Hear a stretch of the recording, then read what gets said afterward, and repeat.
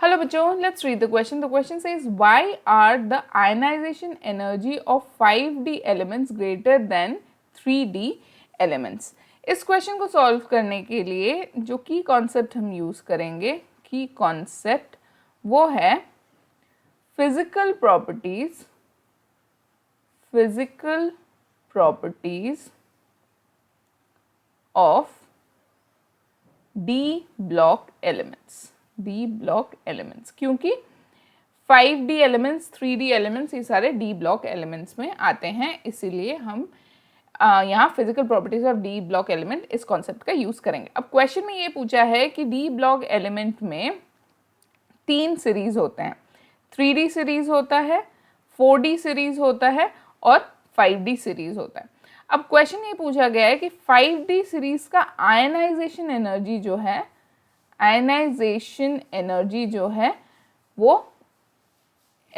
है वो बहुत ज़्यादा हाई होता है, जबकि 3D सीरीज का आयनाइजेशन एनर्जी जो है वो लो होता है। ऐसा क्यों होता है? अब अगर हम ट्रेंड के हिसाब से देखें तो एक ग्रुप में, मान लीजिए एक ग्रुप है तो ग्रुप में 3 मेंबर्स होंगे, पहला होगा 3D, फिर होगा 4D, फिर होगा 5D। तो जैसे जैसे हम नीचे जाते जाते हैं एक ग्रुप में, साइज जो है वो इंक्रीज होता है। क्यों इंक्रीज होता है? Size of the ion increase होता है क्योंकि शेल्स जो है वो ऐड होते रहते हैं जैसे जैसे ऊपर से हम नीचे जाते हैं ग्रुप में।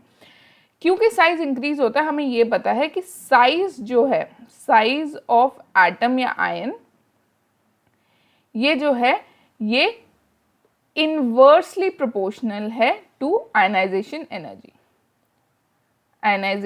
इसका मतलब है साइज जितना छोटा होगा एटम या आयन का, उतना ज़्यादा आयनाइजेशन एनर्जी ज़्यादा होगा। तो उस हिसाब से 3D सीरीज का साइज सबसे स्मॉल होता है और 5D सीरीज का साइज जो है वो लार्ज होना चाहिए, जिसके वजह से आयनाइजेशन एनर्जी ऑफ 3D ज़्यादा होना चाहिए rather than 5D। पर ये केस होता नहीं है। अब ये क्यों नहीं होता है ये हमें एक्सप्लेन करना है। तो ये जो फिनोमेना है कि 5D का आयनाइजेशन एनर्जी ज़्यादा है और 3D का कम है, ये इसलिए होता है because of poor shielding effect of f orbital. अब होता ये है कि मान लीजिए हमारे पास न्यूक्लियस है, न्यूक्लियस जो है वो पॉजिटिवली चार्ज्ड होता है और हमारा जो आउटर मोस्ट इलेक्ट्रॉन है उसको न्यूक्लियस जो है अपने तरफ अट्रैक्ट करता है और इसलिए इलेक्ट्रॉन जो है वो न्यूक्लियस बाउंड होता है।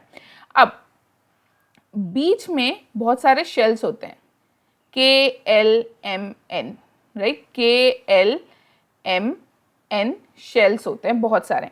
अब अगर 3D सीरीज देखें तो number of shells in 3D series जो है वो कम होते हैं, number of shells in 5D series जो है वो ज़्यादा होता है क्योंकि 5D सीरीज में बीच में और भी शेल्स आते हैं।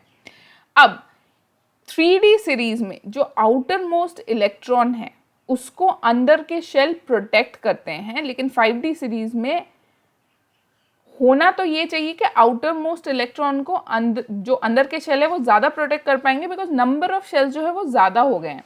बट ये केस होता नहीं है। ये क्यों नहीं होता है? क्योंकि 3D सीरीज में f ऑर्बिटल नहीं होता है।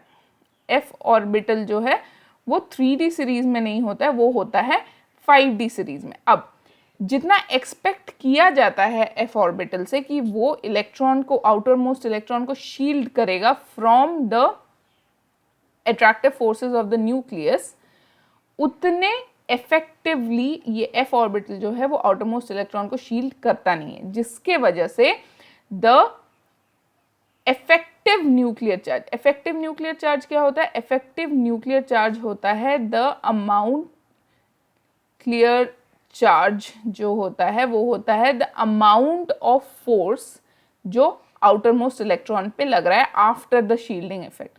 तो इफेक्टिव न्यूक्लियर चार्ज, क्योंकि f ऑर्बिटल ठीक से शील्ड नहीं कर पा रहा है, इसलिए इफेक्टिव न्यूक्लियर चार्ज जो है आउटर मोस्ट इलेक्ट्रॉन में बहुत ज़्यादा हो जाता है, जिसके वजह से इस इलेक्ट्रॉन को 5D से इस इलेक्ट्रॉन को निकालना जो है वो ज़्यादा मुश्किल होता है, ज़्यादा एनर्जी की ज़रूरत होती है rather than a 3D series जिसमें ये f ऑर्बिटल नहीं होता है. So the effective nuclear charge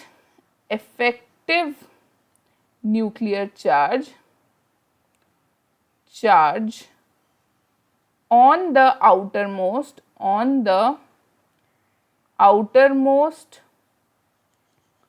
electron in a 5D element is more than a 3D element due to poor shielding effect